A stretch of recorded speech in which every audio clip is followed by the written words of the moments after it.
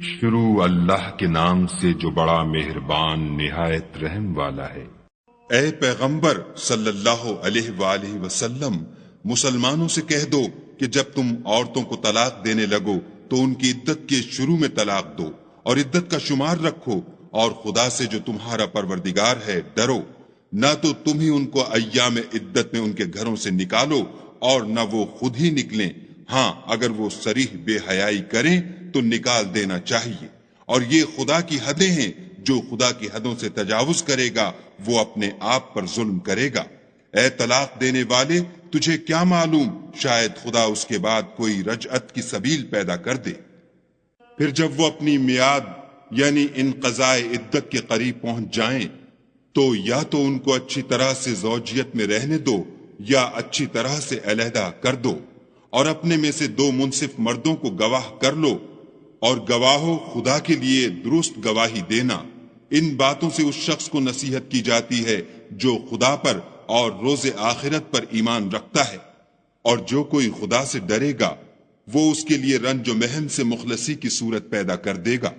اور اس کو ایسی جگہ سے رزق دے گا جہاں سے وہم و گمان بھی نہ ہو، اور جو خدا پر بھروسہ رکھے گا تو وہ اس کو کفایت کرے گا۔ خدا اپنے کام کو جو وہ کرنا چاہتا ہے پورا کر دیتا ہے۔ خدا نے ہر چیز کا اندازہ مقرر کر رکھا ہے۔ اور تمہاری مطلقہ عورتیں جو حیض سے نا امید ہو چکی ہوں، اگر تم کو ان کی عدت کے بارے میں شبہ ہو تو ان کی عدت 3 مہینے ہے، اور جن کو ابھی حیض نہیں آنے لگا ان کی عدت بھی یہی ہے۔ اور حمل والی عورتوں کی عدت وضع حمل یعنی بچہ جننے تک ہے، اور جو خدا سے ڈرے گا خدا اس کے کام میں سہولت پیدا کر دے گا۔ یہ خدا کے حکم ہیں جو خدا نے تم پر نازل کیے ہیں، اور جو خدا سے ڈرے گا وہ اس سے اس کے گناہ دور کر دے گا اور اسے اجر عظیم بخشے گا۔ مطلقہ عورتوں کو ایام عدت میں اپنے مقدور کے مطابق وہیں رکھو جہاں خود رہتے ہو، اور ان کو تنگ کرنے کے لیے تکلیف نہ دو، اور اگر حمل سے ہوں تو بچہ جننے تک ان کا خرچ دیتے رہو۔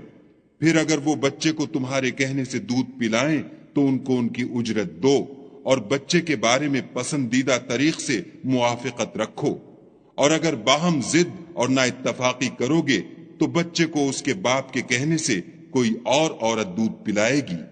صاحب وسعت کو اپنی وسعت کے مطابق خرچ کرنا چاہیے، اور جس کے رزق میں تنگی ہو وہ جتنا خدا نے اس کو دیا ہے اس کے موافق خرچ کرے۔ خدا کسی کو تکلیف نہیں دیتا مگر اسی کے مطابق جو اس کو دیا ہے،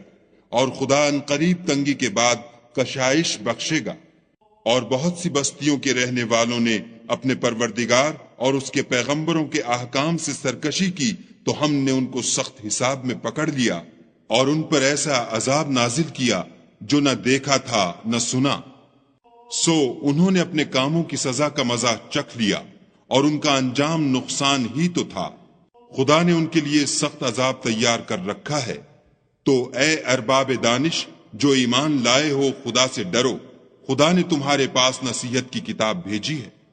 اور اپنے پیغمبر بھی بھیجے ہیں جو تمہارے سامنے خدا کی واضح المطالب آیتیں پڑھتے ہیں، تاکہ جو لوگ ایمان لائے اور عمل نیک کرتے رہے ہیں ان کو اندھیرے سے نکال کر روشنی میں لے آئیں،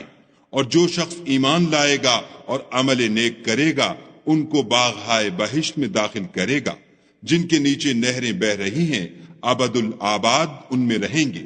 خدا نے ان کو خوب رزق دیا ہے۔ خدا ہی تو ہے جس نے 7 آسمان پیدا کیے،